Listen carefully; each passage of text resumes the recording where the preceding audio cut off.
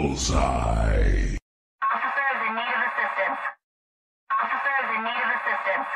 I can hear my neighbor crying. I can't breathe. Now, I'm in the struggle. And I can't leave. Calling out the violence of the racist police. We ain't gonna stop till my people are free. We ain't gonna stop till my people are free.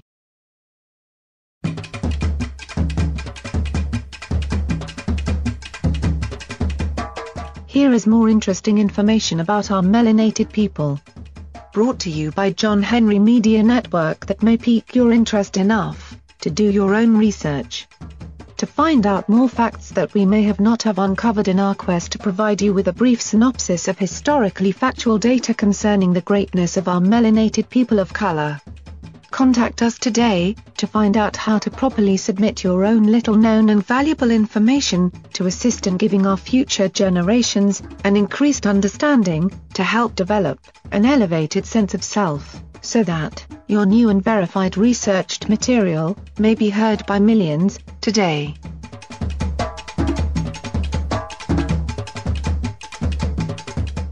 John Singleton was doing his movie Poetic Justice, and he asked, would I come out to Los Angeles and do a cameo? I walked out of my trailer that morning, and there was one young man cursing like you could see the blue come out of his mouth. Ooh. And then he and another fellow, they were at each other's throats. They had each other's clothes. So I went up to one young man, and I said, excuse me, may I speak to you? He said, I wouldn't give... I said, I understand that. But may I speak to you for a minute? He said, if these movies... I said, I've heard that before. But do you know how important you are? Do you know that our people slept, lay spoon fashion in the filthy hatches of slave ships, in their own and in each other's excrement and urine and menstrual flow, so that you could live 200 years later? Do you know that? Do you know that our people stood on auction blocks so that you could live? He said, I said, no, but I just wonder, when's the last time anyone told you how important you are?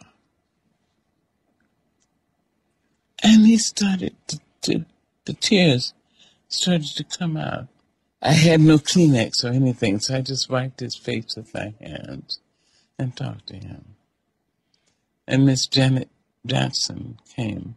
She said, Angelo, I don't believe you actually talked to Tupac Shakur. So I didn't know Tupac Shakur. I didn't know Six Pack. I had never heard the name.